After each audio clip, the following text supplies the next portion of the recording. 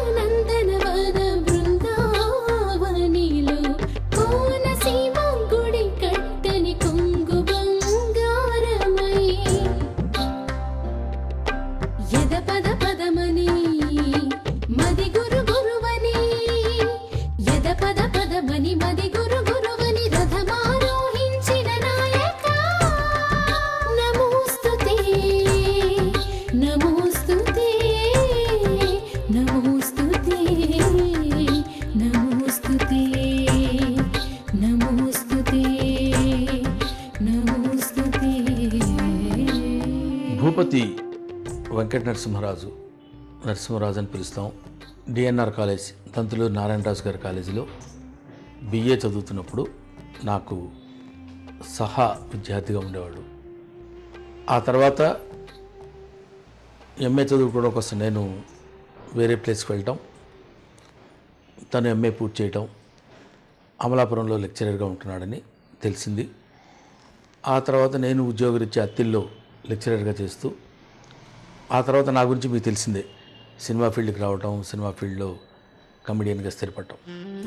అప్పుడప్పుడు ఎప్పుడైనా ఫ్రెండ్స్ అందరూ కలుసుకున్నప్పుడు నరసింహరాజు ఎక్కడ ఉంటున్నాడంటే, ఇప్పుడు నరసింహరాజు అమలాపురంలో లెక్చరర్గా చేస్తున్నాడండి, దాంతోపాటు హోమియోపతిలో బాగా రీసెర్చ్ చేసి ఉచితంగా వైద్యం చేయటం అనేది ఆయన పెట్టుకుని మానవ సేవ, హ్యూమన్ కమ్యూనిటీకి సేవ చేయాలనేటువంటి ఆలోచనతోటి, దృక్పథంతో ఉంటున్నారనేది అప్పుడప్పుడు కర్ణాకర్ణిగా వింటుండేవాడిని.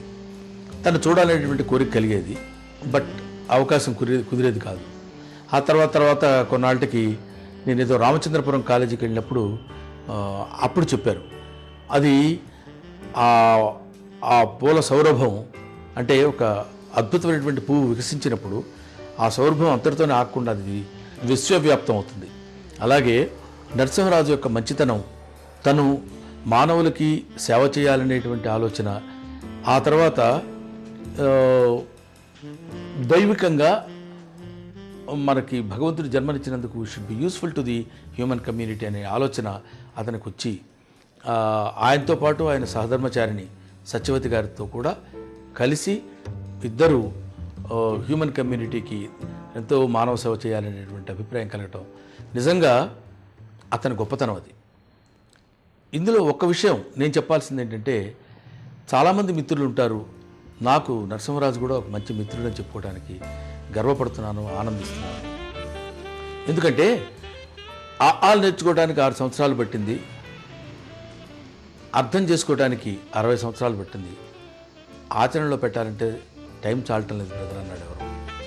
అలాగా జీవితాంతం అర్థం చేసుకోవడానికే కాకుండా తనకు అర్థమైన దాన్ని పంచిపెట్టడానికి ప్రయత్నం చేసిన ఒక అద్భుతమైన వ్యక్తి శ్రీ నరసింహరాజు. ఆయన ఎక్కిరాల కృష్ణమాచార్య గారు, ఆయన దగ్గర శిష్యరికం చేస్తూ హోమియోపతి వైద్యాన్ని నేర్చుకుని శారీరక ధర్మాన్ని 10 మందికి పంచిపెట్టాలనే ఒక ధార్మికమైన ఆలోచన రావడం చాలా అదృష్టం, అరుదు కూడా.